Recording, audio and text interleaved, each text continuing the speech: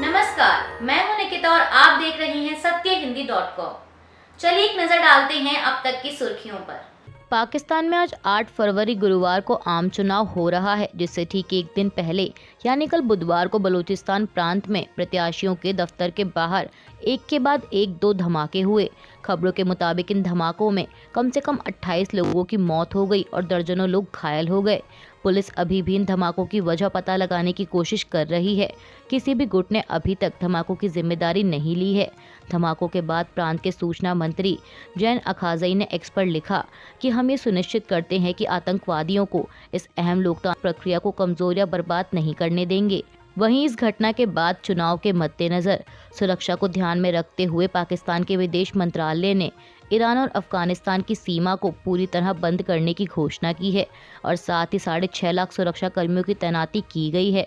इसके अलावा पाकिस्तान के अस्पतालों को किसी भी अप्रिय स्थिति से निपटने के लिए 7 से 9 फरवरी तक हाई अलर्ट पर रखा गया है। कर्नाटक की कांग्रेस सरकार ने केंद्र सरकार पर आरोप लगाया है कि राजस्व वितरण में दक्षिण राज्य के साथ अन्याय हुआ है, जिसके चलते राज्य सरकार ने कल बुधवार को मोदी सरकार के खिलाफ दिल्ली के जंतर मंतर पर विरोध प्रदर्शन भी किया। वहीं अब कर्नाटक सरकार के इन आरोपों पर वित्त मंत्री निर्मला सीतारमण ने जवाब दिया है। वित्त मंत्री ने कल लोकसभा में आंकड़ों के साथ जवाब देते हुए यूपीए सरकार और बीजेपी के नेतृत्व वाली केंद्र सरकार के तहत कर्नाटक को दिए गए केंद्रीय करों और अनुदान सहायता की हिस्सेदारी की तुलना की। सीतारमण ने बताया कि सहायता अनुदान पर नजर डालें तो यूपीए के 10 साल के कार्यकाल में कर्नाटक को 60,779.84 करोड़ रुपए मिले। मोदी सरकार के 9 साल के कार्यकाल में कर्नाटक को 2,08,832.02 करोड़ मिले। इसके अलावा इस साल बजट में कर्नाटक के लिए 18,005 करोड़ रुपए की अतिरिक्त सहायता अनुदान जारी करने का प्रावधान रखा गया है। बीजेपी के 10 सालों में कर्नाटक को 2,26,837 करोड़ रुपए मिले हैं। वित्त मंत्री ने आगे सवाल किया कि कर्नाटक को कहां पैसा देने से इनकार किया जा रहा है, कर्नाटक को कहां कम पैसा मिल रहा है। उन्होंने कहा कि कर्नाटक को किसी भी तरह से वंचित नहीं किया जा रहा। कांग्रेस सांसद शशि थरूर ने केंद्र की मोदी सरकार पर एक हिंदी कविता के जरिए निशाना साधा है। दरअसल संसद के बजट सत्र के दौरान राष्ट्रपति के अभिभाषण पर चर्चा चल रही थी। इस दौरान उन्होंने बजट को लेकर केंद्र सरकार और वित्त मंत्री निर्मला सीतारमण को घेरा। कांग्रेस सांसद ने सुनाया कि कर्ज के बोझ से आदमी तरतर हो गया, महंगा हो गया खाना पीना, महंगा घर हो गया। मंत्री जी के बजट की खामी चलिए हम बतलाते हैं, सिर से करके शुरू चलो पैरों तक जाते हैं। कुछ चुनिंदा यारों के बड़े बंगले हो गए, बालों से पैरों तक आते हम कंगले हो गए। माना आप डाई नहीं करते पर कई तो करते हैं, इतनी महंगी हो गई डाई कि लगाने से डरते हैं। कांग्रेस अध्यक्ष मल्लिकार्जुन खड़गे ने राज्यसभा में दिए अपने भाषण में से कुछ अंशों को हटाए जाने को लेकर आपत्ति जताई है। राज्यसभा में इस मुद्दे को उठाते हुए खड़गे ने कहा कि 2 फरवरी को अपने भाषण के दौरान उन्होंने चंद मुद्दों को उठाया था, लेकिन भाषण के कई हिस्सों को कार्यवाही से हटा दिया गया है। कांग्रेस अध्यक्ष ने दावा किया कि जबकि अपने संबोधन के दौरान उन्होंने राज्यसभा की प्रक्रिया और कार्य संचालन विषय के किसी भी नियम का उल्लंघन नहीं किया। खड़गे ने कहा कि उन्होंने जो मुद्दा उठाया था वह तथ्यों पर आधारित था, लेकिन करीब 2 पन्ने कार्यवाही से हटा दिए गए।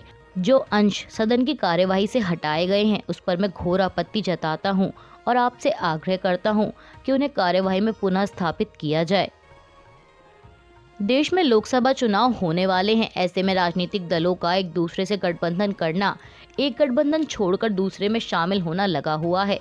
लेकिन इस बीच तमिलनाडु की मुख्य विपक्षी पार्टी एआईएडीएमके ने स्पष्ट रूप से कहा है कि वे बीजेपी से गठबंधन नहीं करेगी। पार्टी ने कल बुधवार को कहा कि उसने पहले ही बीजेपी के लिए सारे दरवाजे बंद कर दिए हैं। बता दें कि एआईएडीएमके का यह बयान केंद्रीय गृह मंत्री अमित शाह के उस बयान के बाद आया है जिसमें उन्होंने कहा था कि बीजेपी के दरवाजे एआईएडीएमके के लिए खुले हैं। पार्टी के एक वरिष्ठ नेता डी जयकुमार ने कहा कि अमित शाह ने कहा है कि उनकी पार्टी के दरवाजे हमारे लिए खुले हैं, लेकिन जहां तक हमारी पार्टी के रुख की बात है, बीजेपी एक समय सहयोगी पार्टी थी, लेकिन अब यह एक ऐसी पार्टी है जिसका हम खुलकर विरोध करते हैं। उन्होंने कहा कि हम बीजेपी को कैसे स्वीकार कर सकते हैं। पार्टी कार्यकर्ता और लोग बीजेपी के साथ हाथ मिलाने के खिलाफ हैं। जब हमने बीजेपी से अपना नाता तोड़ा था तो पार्टी कार्यकर्ताओं ने राज्य भर में पटाखे फोड़े थे। यह हमारे कार्यकर्ताओं की भावना को दर्शाता है कि वे बीजेपी के साथ कोई गठबंधन नहीं चाहते। बिहार में बदले सियासी घटनाक्रम के बाद अब बीजेपी और जेडीयू के गठबंधन वाली एनडीए सरकार का फ्लोर टेस्ट होना है। बता दें कि बिहार का बजट सत्र 12 फरवरी से शुरू हो रहा है और इसी दिन नीतीश कुमार सरकार का सदन में फ्लोर टेस्ट होगा। ऐसे में बिहार विधानसभा के स्पीकर, जो कि आरजेडी और जेडीयू के गठबंधन के दौरान बनाए गए थे, उन्होंने साफ कहा है कि वे 12 फरवरी से शुरू हो रहे बजट सत्र से पहले इस्तीफा नहीं देंगे। हालांकि नई एनडीए सरकार उनके खिलाफ अविश्वास प्रस्ताव लाई है, लेकिन वो इस बात पर अड़े हैं कि बिहार की नई सरकार के फ्लोर टेस्ट के बाद ही वो इस्तीफा देंगे। पत्रकारों से बात करते हुए आरजेडी के वरिष्ठ नेता और विधानसभा स्पीकर अवध बिहारी चौधरी ने कहा कि मैं इस्तीफा नहीं दे रहा हूं। मैं 12 फरवरी को विधानसभा में रहूंगा और नियमों के अनुसार सदन की कार्यवाही संचालित करूंगा। उनसे यह पूछे जाने पर कि अविश्वास प्रस्ताव के साथ आप पद पर नहीं बने रह सकते, चौधरी ने कहा कि नियमानुसार अविश्वास प्रस्ताव का नोटिस मिलने के 14 दिन के अंदर स्पीकर को फैसला लेना चाहिए और नोटिस मुझे आज ही मिला है। प्रधानमंत्री मोदी ने पूर्व प्रधानमंत्री पंडित जवाहरलाल नेहरू के मुख्यमंत्रियों को लिखे पत्र का हवाला देते हुए राज्यसभा में कहा था कि नेहरू आरक्षण के विरोधी थे। वहीं अब इस पर जवाब देते हुए कांग्रेस नेता मनीष तिवारी ने कहा कि पीएम मोदी भारत के पहले प्रधानमंत्री जवाहरलाल नेहरू के सबसे बड़े प्रशंसक हैं। मुझे नहीं पता कि पीएम मोदी ने द डिस्कवरी ऑफ इंडिया पढ़ी है या नहीं, जो नेहरू जी ने जेल में बिना किसी की मदद या संदर्भ के लिखी थी।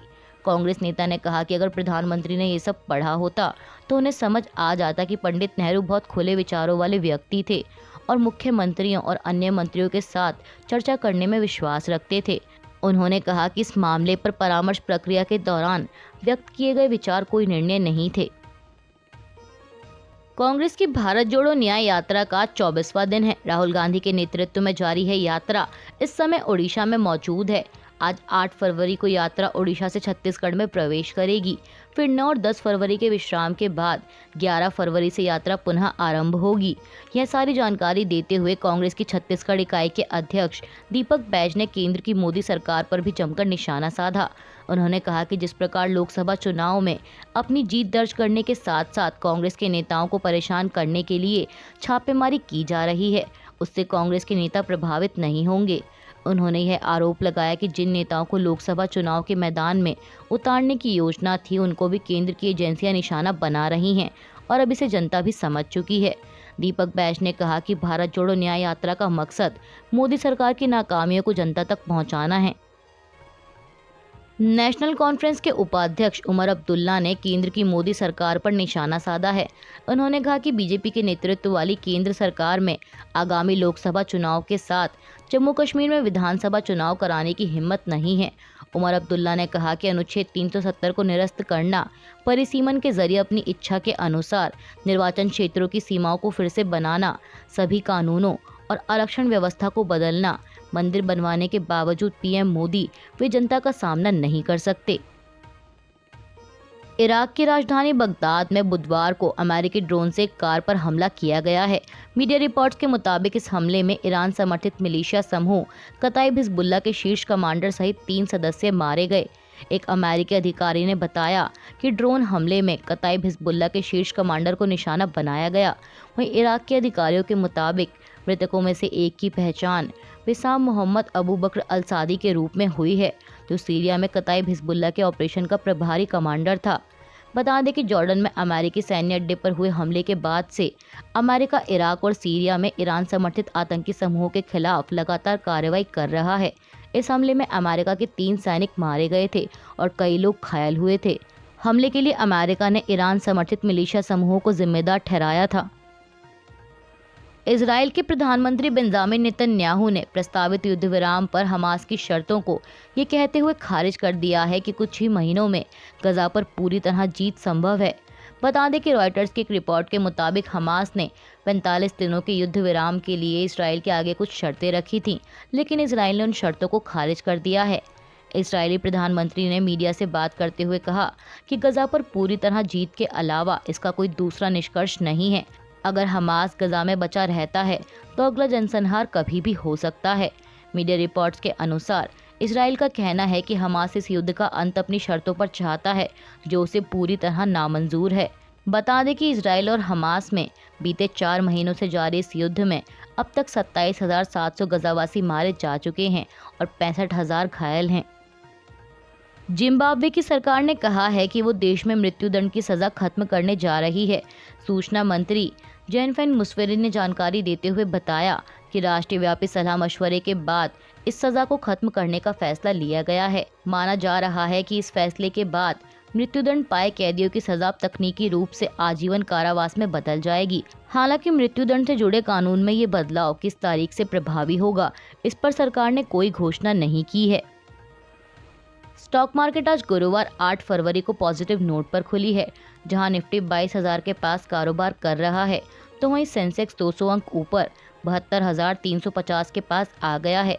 बता दें कि इससे पहले मंगलवार को सेंसेक्स 34 अंक नीचे 72,152 पर बंद हुआ था।